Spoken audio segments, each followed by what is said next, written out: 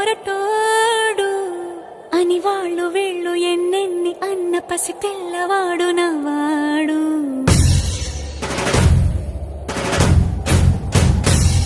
విడుముండోడు అని ఊరువాడ అనుకున్న గాని మహారాజు నాకు నవ్వాడు.